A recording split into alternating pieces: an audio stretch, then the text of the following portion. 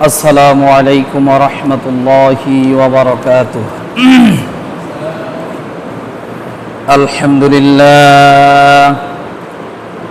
আলহামদুলিল্লাহিল আকরামাল্লাযী খালাকাল ইনসানা ওয়া কাররাম ওয়া আল্লামাহু মিনাল বায়ানি মা লাম ইয়ালাম فسبحان الذي لا يحصى امتنانه باللسان ولا بالقلم ونشهد أن لا إله إلا الله وحده لا شريك له لا جد له ولا ند له ولا مثل له ونشهد أن سيدنا وسندنا وحبيبنا وطبيبنا وطبيب قلوبنا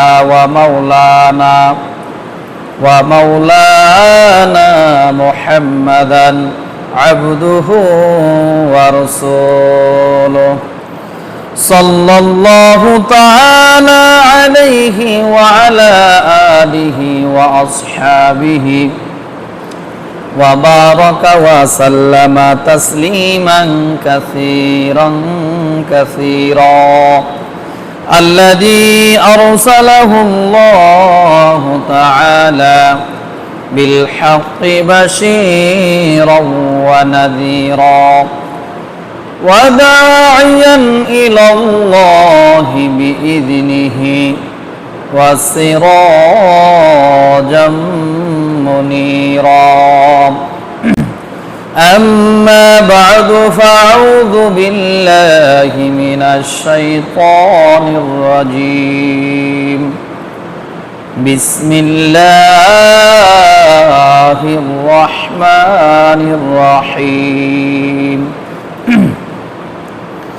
قل يا أيها الناس إني رسول الله إليكم جميعا وقال رسول الله صلى الله عليه وسلم خير أمتي قرني ثم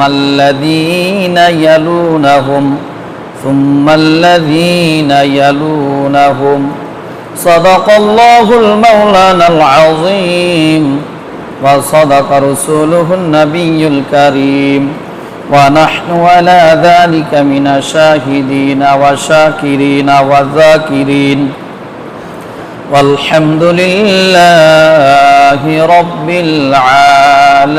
العالمين সকলে দরুদ শরীফ পড়ি اللهم صل على محمد وعلى آل محمد كما صليت على إبراهيم وعلى آل إبراهيم إنك حميد مجيد اللهم بارك على محمد وعلى آل محمد كما باركت على إبراهيم وعلى آل إبراهيم إنك حميد مجيد توحيد की अमानत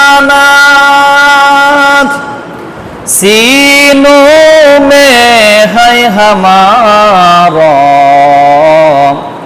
आशा नहीं मिटाना नामो निशा हमारा बलगल उला भी कमालिही कशफत दुजा बिजमालिही हसनत जमीउ खिसालिही सल्लु अलैहि व आलिहि जिकिर करि ला इलाहा इल्लल्लाह ला इलाहा मोहब्बते बोली ला इलाहा इल्लल्लाह ला इलाहा जोरे पढ़ी ला इलाहा इल्लल्लाह লা ইলাহা ইল্লাল্লাহ লা ইলাহা লা ইলাহা ইল্লাল্লাহ লা ইলাহা ইল্লাল্লাহ লা ইলাহা লা ইলাহা ইল্লাল্লাহ মুহাম্মাদুর রাসূলুল্লাহ सल्लल्लाहु अलैहि वसल्लम।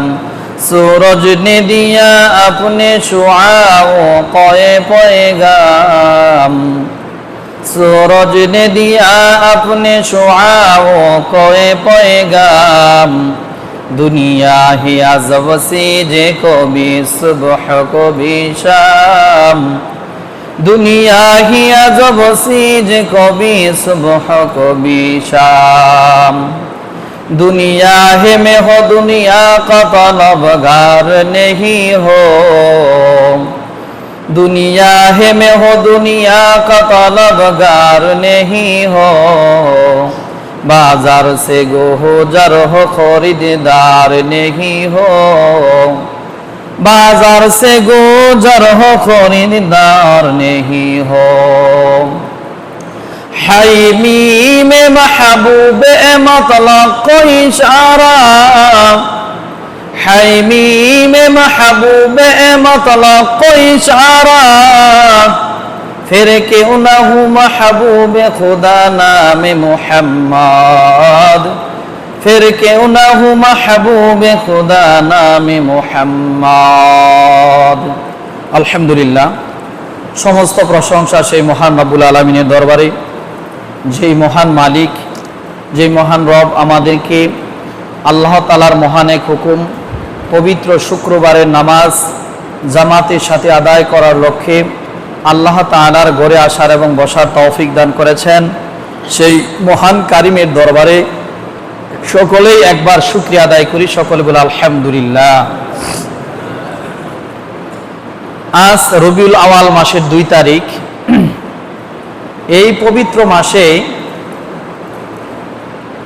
হযরত মুহাম্মদ রাসূলুল্লাহ সাল্লাল্লাহু আলাইহি ওয়াসাল্লাম দুনিয়ার জমিনে আগমন করেছেন। এই মাসের 8 বা 9 তারিখ, মতান্তরে 12 রবিউল আওয়াল, 3টা তারিখের কথা পাওয়া যায়। আগের দিনে যেহেতু এরকম হিসাব কেউ পুঙ্খানুপুঙ্খানুভাবে করতো না, সেজন্য অনেকে এটা মতবিরোধ রয়েছে যে 12 তারিখ নাকি 8 তারিখ না 9 তারিখ। এই 3 তারিখের যে কোনো এক তারিখে রাসূল সাল্লাল্লাহু আলাইহি সাল্লাম এই রবিউল আওয়াল এই মাসে দুনিয়াতে রাসূল সাল্লাল্লাহু আলাইহি ওয়াসাল্লাম আগমন করেছেন। কিন্তু সকলেই এই ব্যাপারে একমত যে সোমবারের দিনে রাসূল সাল্লাল্লাহু আলাইহি ওয়াসাল্লাম দুনিয়ার জমিনে এসেছেন, দুনিয়ার জমিনে ভূমিষ্ঠ হয়েছেন, আগমন করেছেন। এই বারের ব্যাপারে কোনো মতানৈক্য নেই, কিন্তু তারিখের ব্যাপারে মতানৈক্য দেখা যায়। যাই হোক, এই রবিউল আওয়াল মাসে রাসূল সাল্লাল্লাহু আলাইহি ওয়াসাল্লাম এই দরায় আগমন করেছেন। তিনি সমস্ত মাখলুকের জন্য, সমস্ত মানবের জন্য, সমস্ত দানবের জন্য, আরবের জন্য, আজমের জন্য, সমস্ত জিনিসের জন্য তিনি রহমত স্বরূপ হিসেবে প্রেরিত হয়েছেন। অর্থাৎ পৃথিবীর মধ্যে যত কুল কায়নাত আছে সমস্ত সৃষ্টি জগতের জন্য আল্লাহ তাআলা আপনার আমার নবী হযরত মুহাম্মদ রাসূলুল্লাহ সাল্লাল্লাহু আলাইহি ওয়াসাল্লামকে আল্লাহ তাআলা বান্দাদের, মাখলুকের, সৃষ্টি জগতের রহমত স্বরূপ হিসেবে আল্লাহ তাআলা দুনিয়াতে তাকে আগমন ঘটিয়েছেন। জোরে বলেন সুবহানাল্লাহ। তা রাসূল সাল্লাল্লাহু আলাইহি ওয়াসাল্লাম এই রবিউল আওয়াল মাসে আসলেন। এই আসার কারণে প্রত্যেকটা মুসলমানদেরকে খুশির সুসংবাদ আল্লাহ তাআলা দিয়ে দিয়েছেন যে রাসূল সাল্লাল্লাহু আলাইহি ওয়াসাল্লাম যেহেতু তোমাদের অন্ধকার দূর করার জন্য তোমাদের কাছে গিয়েছে, আগমন ঘটিয়েছে, সেহেতু তোমরা প্রত্যেকেই আগমনের উপলক্ষে তোমরা আনন্দ করো, ফুর্তি করো, খুশি হও। কিন্তু আমরা দুনিয়ার মধ্যে খুশি হতে গিয়ে অনেক বিদআতি কাজ আমরা করে ফেলি। যাই হোক, এই আলোচনা আমি সামনে করবো ইনশাআল্লাহ। আল্লাহ তাআলা সূরা আম্বিয়া আয়াত নাম্বার 7 আল্লাহ তাআলা এখানে রাসূল সাল্লাল্লাহু আলাইহি ওয়াসাল্লাম যে রহমত স্বরূপ, এই ব্যাপারে আল্লাহ তাআলা আয়াত নাজিল করে দিয়েছেন। আল্লাহ তাআলা বলেন, ওয়ামা আরসালনাকা ইল্লা রাহমাতাল লিল আলামিন, ওয়ামা আরসালনাকা ইল্লা রাহমাতাল লিল আলামিন। আল্লাহ রাব্বুল আলামিন সূরা আম্বিয়ার 7 নম্বর আয়াতের মধ্যে আল্লাহ তাআলা বলেন, হে রাসূল আপনি বলে দিন, আমি সমগ্র বিশ্ববাসীর জন্য আপনাকে আমি রহমত স্বরূপ হিসেবে প্রেরণ করেছি। জোরে বলেন সুবহানাল্লাহ। এই রাসূল মানবের জন্য রহমত, দানবের জন্য রহমত, আরবের জন্য রহমত, আজমের জন্য রহমত, সৃষ্টিকুলের জন্য রহমত, পশু পাখির জন্য রহমত, হিন্দুদের, খ্রিস্টানদের, বৌদ্ধদের জন্য রহমত, মুসলমানদের জন্য রহমত, আসমানের জন্য রহমত, জমিনের জন্য রহমত। এই জন্য আল্লাহ তাআলা বললেন, ওয়ামা আরসালনাকা ইল্লা রাহমাতাল লিল আলামিন। হে রাসূল আপনি সকল সৃষ্টি জগৎকে বলে দেন যে আমি আপনাকে রহমত স্বরূপ হিসেবে দুনিয়াতে প্রেরণ করেছি। যারা বলেন সুবহানাল্লাহ। এই দুনিয়া আল্লাহ রাব্বুল আলামিন সৃষ্টি করতেন না, রাসূলকে যদি এই দুনিয়ার মধ্যে প্রেরণ না করতেন, আল্লাহ তাআলা এই দুনিয়াকে সৃষ্টি করতেন না শুধুমাত্র কেবলমাত্র তার হাবিবকে পরিচিত করার জন্য, তার দোস্তকে পরিচিত সবার মাঝে করার জন্য।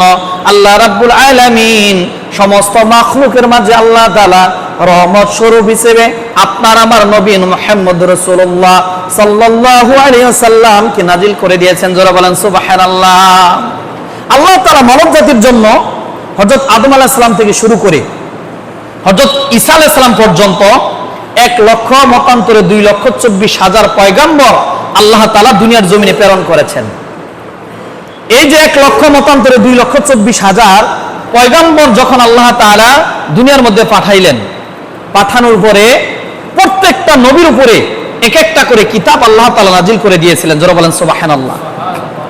এমন কোন নবী নাই যার উপরে আল্লাহ তাআলা আসমানি কিতাব নাজিল করে নাই। প্রত্যেকটা নবীর উপরে আল্লাহ তাআলা একটা করে আসমানি কিতাব নাজিল করে দিয়েছিলেন। সেই নবী রাসূলগণ দুনিয়াতে আসার পরে তাদেরকে বিভিন্ন এলাকায়, বিভিন্ন জায়গায়, বিভিন্ন স্থানে আল্লাহ তাআলা এক একজনকে এক এক দায়িত্ব দিয়ে আল্লাহ তাআলা এক এক এলাকার মধ্যে তাদেরকে প্রেরণ করে দিয়েছিলেন। আর একটা করে কিতাব তাদেরকে দিয়েছিলেন যে তোমরা এই আসমানি কিতাবের দাওয়াত, আল্লাহর দাওয়াত তোমরা পৌঁছাতে থাকবে। তখন ওই নবী রাসূলগুলা তারা কিতাব পাওয়ার পরে বিভিন্ন এলাকায় জিম্মাদারিতে তারা চলে গেছে। কিন্তু যখন এই নবী রাসূলগুলা দুনিয়া থেকে চলে গেছে, যাওয়ার পরে তাদের উপরে যে একটা কিতাব আল্লাহ তাআলা আসমান থেকে দিয়েছিলেন, নবী যাওয়ার পরে সেই কিতাব আল্লাহ তাআলা জমিন থেকে আবার আসমানে উঠায় নিয়েছেন। অর্থাৎ তাদের নবীও নাই, তাদের কিতাবও নাই, তাদের শরীয়তও নাই। কিন্তু সর্বশেষে হযরত মুহাম্মদ রাসূলুল্লাহ সাল্লাল্লাহু আলাইহি ওয়াসাল্লামকে দুনিয়ার মধ্যে আগমন ঘটাইলেন। ঘটানোর পরে আল্লাহ তাআলা প্রমাণ করে দিলেন এই নবীটা কিন্তু কোনো এলাকার নবী নয়, এই নবীটা কোনো সম্প্রদায়ের নবী নয়, এই নবী কোনো নির্দিষ্ট দিনের জন্য নবী নয়। আমি যে নবীকে পাঠিয়েছি এখন থেকে কিয়ামত পর্যন্ত যত মানব দুনিয়াতে আসবে সমস্ত মানব জাতির জন্য রহমত স্বরূপ হিসেবে আমার নবীকে পাঠিয়েছি। যারা বলেন সুবহানাল্লাহ। তাহলে অন্যান্য নবীদেরকে আল্লাহ তাআলা এক এক এলাকায় জিম্মাদারি দিয়ে দিয়েছিলেন, তাদের একটা সময়সীমা দিয়ে দিয়েছিলেন। কিন্তু আমাদের নবী হযরত মুহাম্মদ রাসূলুল্লাহ সাল্লাল্লাহু আলাইহি ওয়াসাল্লাম এর কোনো নির্দিষ্ট দিন ছিল না যে কিছুদিন পরা পরে তার নবী চলে যাবে, তার শরীয়ত চলে যাবে। বরং আল্লাহ তাআলা বলে দিয়েছেন কিয়ামত পর্যন্ত আমার এই দুস্থের উম্মতরা যতদিন পর্যন্ত দুনিয়ার জমিনে থাকবে ততদিন পর্যন্ত আমার কোরআন থাকবে, আমার রাসূলের আদর্শ থাকবে, এদের শরীয়ত কখনো বাদ হবে না, কিয়ামত পর্যন্ত এই দ্বারা জারি থাকবে। জোরে বলেন সুবহানাল্লাহ। এজন্য রাসূল সাল্লাল্লাহু আলাইহি ওয়াসাল্লাম মুসলমানদেরও নবী, হিন্দুদেরও নবী, বৌদ্ধদেরও নবী, খ্রিস্টানদেরও নবী, গাছের নবী, পশু পাখির নবী, যত মাখলুক দুনিয়ার মধ্যে আছে সমস্ত জিনিসের নবী আমার নবী হযরত মুহাম্মদ রাসূলুল্লাহ সাল্লাল্লাহু আলাইহি ওয়াসাল্লাম। জোরে জোরে বলেন সুবহানাল্লাহ।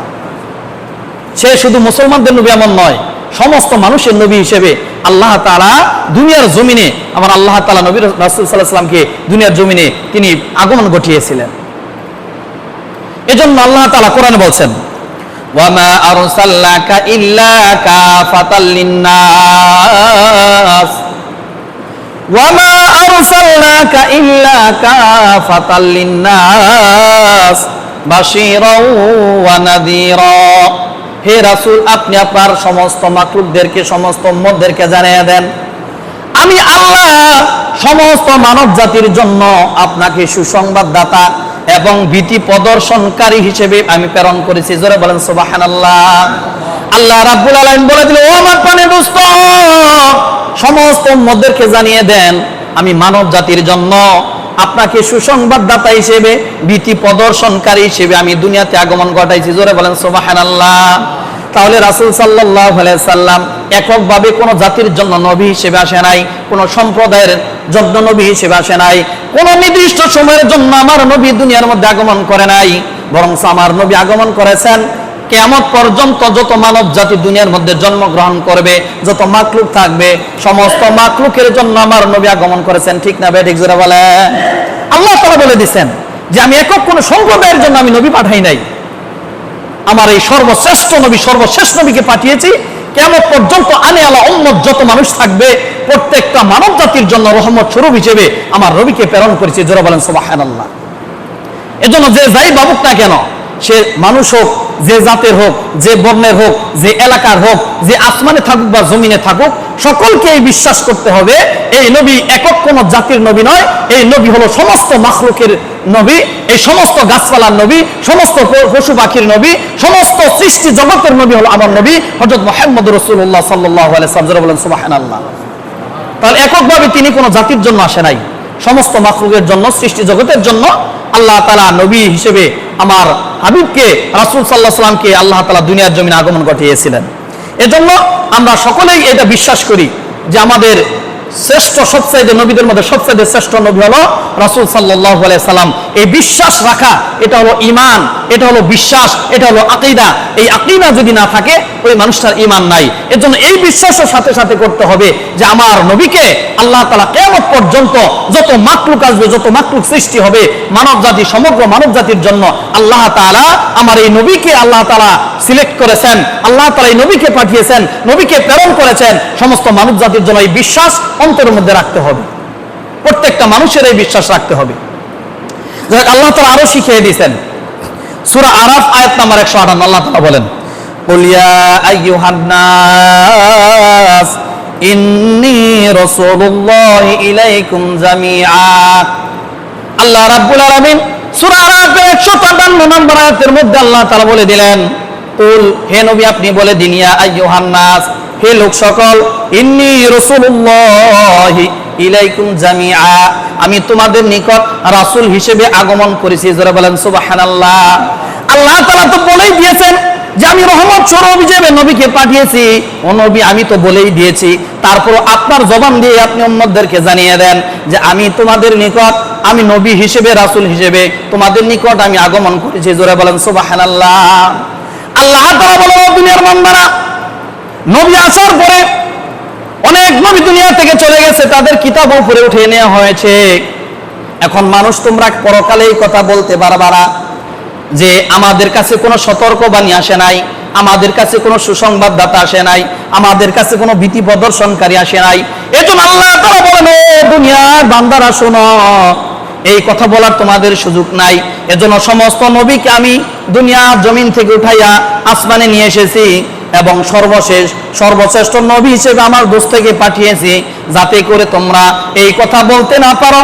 তোমাদের কাছে সতর্কবাণী আসে নাই, তোমাদের কাছে ভীতি প্রদর্শনকারী আসে নাই, তোমাদের কাছে সুসংবাদ কেউ দেয় নাই, এই কথা যাতে বলতে না পারো, এজন্য রাসূলকে আমি দুনিয়ার জমিনে আগমন ঘটাইছি। যারা বলেন সুবহানাল্লাহ। মানুষ এই কথা বলতে পারে পরকালে, আল্লাহ আমাদের কাছে তো কোনো সতর্কবাণী আসে নাই, আমাদেরকে কেউ দিনের দাওয়াতও দেয় নাই, আমাদেরকে ভীতি প্রদর্শন কেউ করে নাই, এই কথা যাতে পরকালে মানুষ বলতে না পারে, এজন্য আল্লাহ তাআলা আপনার আমার নবী হযরত মুহাম্মদ রাসূলুল্লাহ সাল্লাল্লাহু আলাইহি ওয়াসাল্লামকে দুনিয়ার জমিনে আগমন ঘটিয়েছেন। যারা বলেন সুবহানাল্লাহ।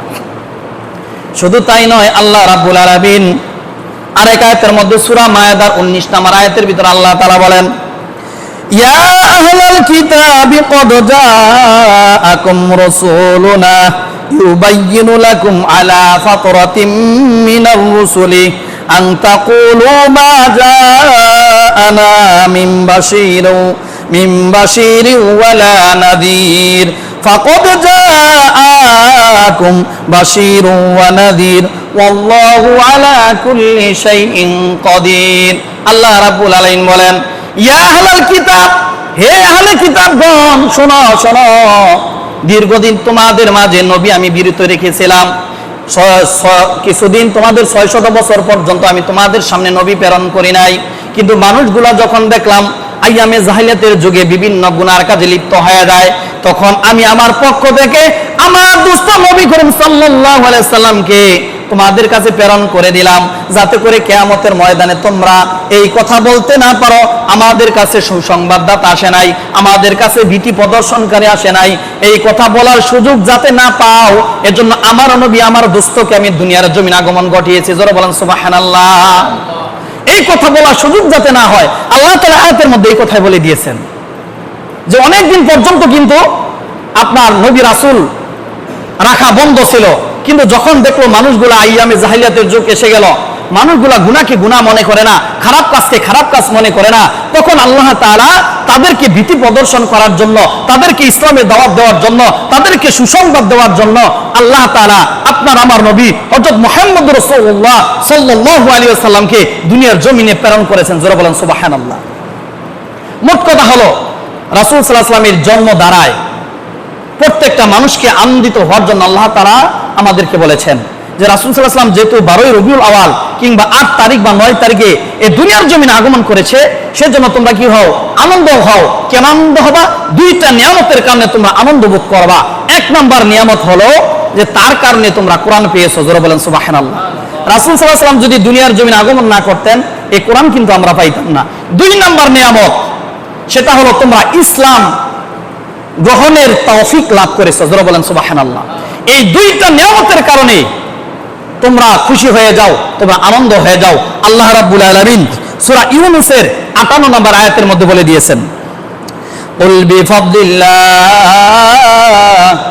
কুল বিফাদলিল্লাহি ওয়া বিরহমাতিহি ফাবিযালিকা ফালইফরাহু ওয়া খায়রুম মিম্মা ইয়াজমাউন।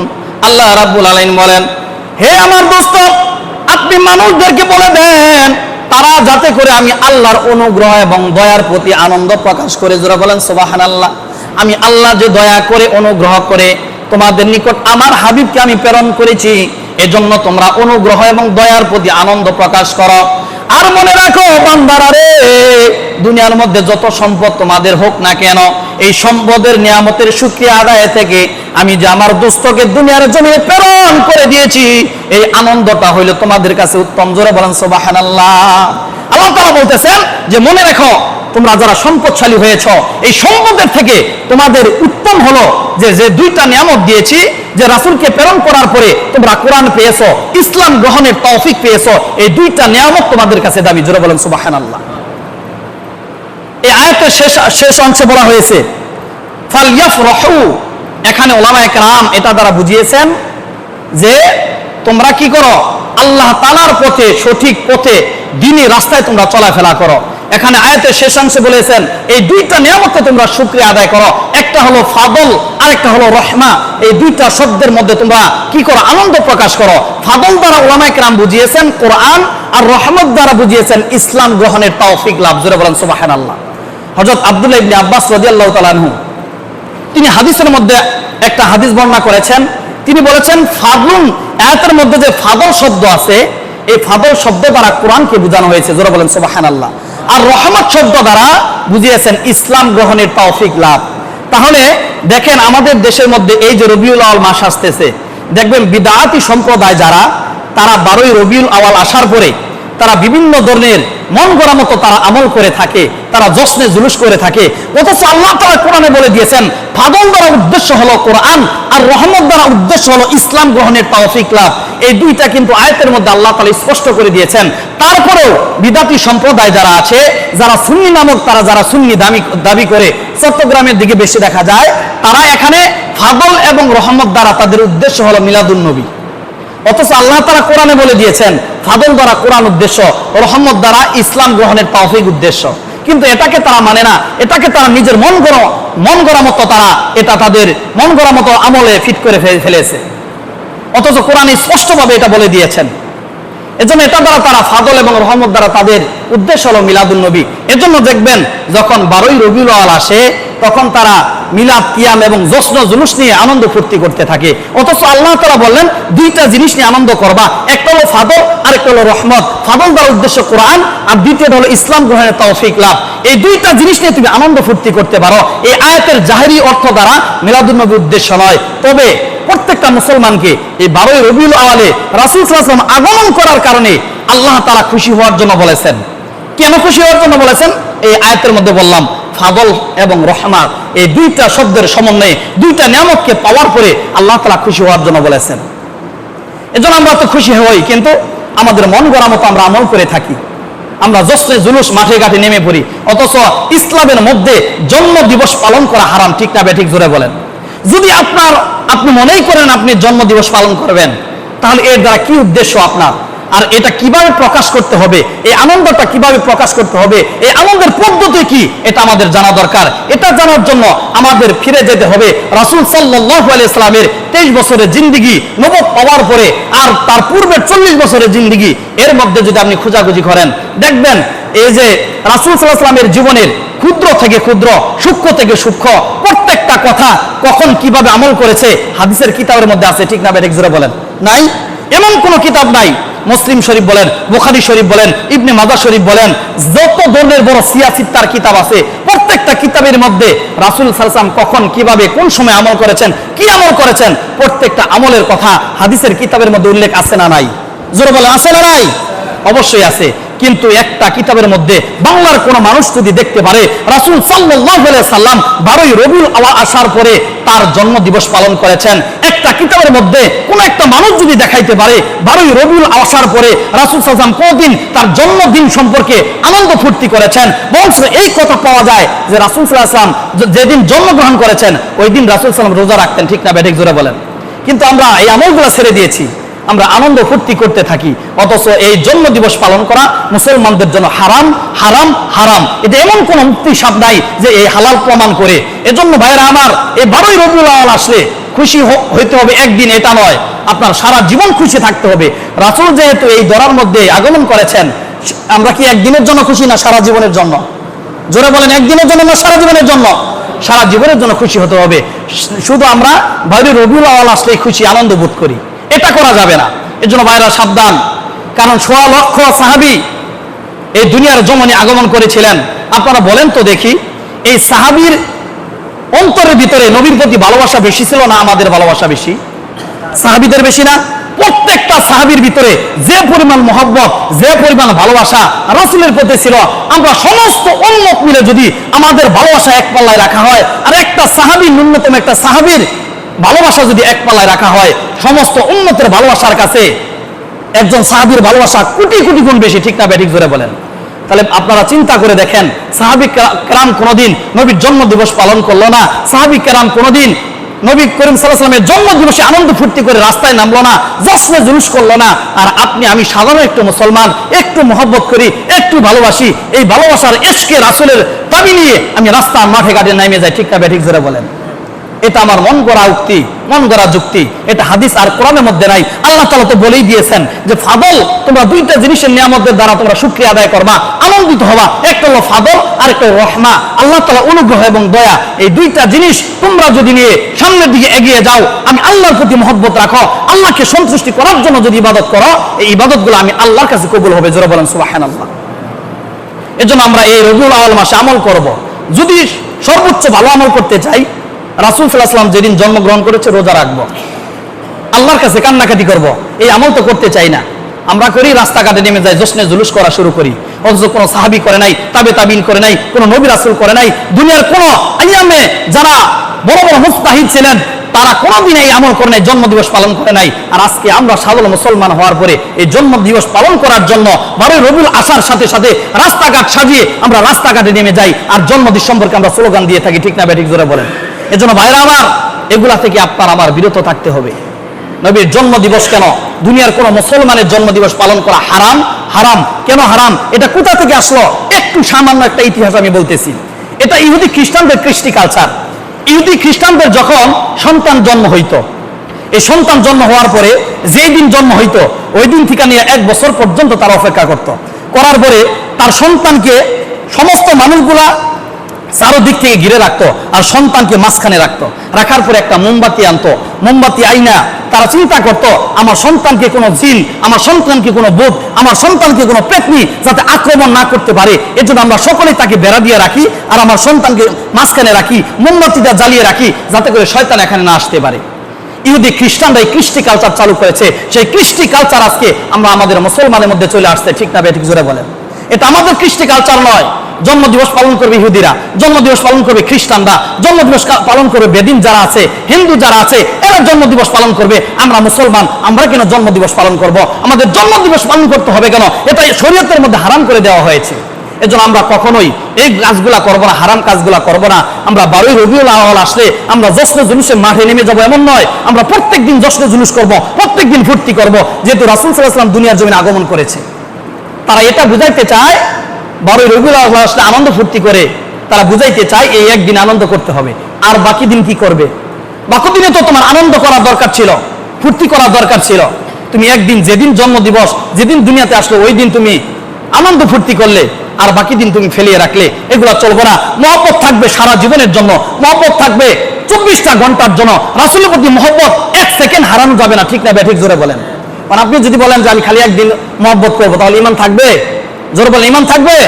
ঈমান থাকবে না। এই জন্য ভালোবাসতে হবে 24 ঘন্টা নবীকে, একদিনের জন্য ভালোবাসতে চলবে না। এজন্য আমরা প্রত্যেকেই এই কথা জেনে রাখবো, এই জন্মদিবস মুসলমানদের পালন করা হারাম। আমাদের কিন্তু এটা একটা এমন সাংস্কৃতিক অনুষ্ঠান হয়ে গেছে যে আমার একটা সন্তান হয়েছে, 1 বছর পরে আমরা একটা সুন্দর কেক আইনা আমরা জন্মদিবস পালন করি, মনে করি মানুষ আমাকে বাহবা দিবে। আল্লাহর কসম করে বলি, এই যে জন্মদিবস পালন করেছেন, এই জন্মদিবস পালন করার দ্বারা আপনার আমল নামে আল্লাহ তাআলা গুনাহ পৌঁছে দিয়েছে, ঠিক না ঠিক জোরে বলেন? এজন্য জন্মদিবস, মুসলমানদের কোনো জন্মদিবস নাই, জন্মদিবস পালন করা যাবে না। আল্লাহ তাআলা জন্ম দিয়েছেন, সেই দিন আপনি দোয়া করতে পারেন, আল্লাহর কাছে বেশি বেশি কান্নাকাটি করতে পারেন, আমার সন্তানকে আল্লাহ তাআলা সুস্থ রাখো, আমার সন্তানকে একজন হক্কানি আলেম বানিয়ে দিও, আমার সন্তানকে একজন হাফেজ বানিয়ে দিও, এই দোয়া আপনি করতে পারেন। সেখানে আনন্দ ফুর্তি করে কেক কেটে মানুষদেরকে খাওয়িয়ে নারী পুরুষ অবাধ মেলামেশা করে সেখানে জন্মদিবস পালন করা মানে কি?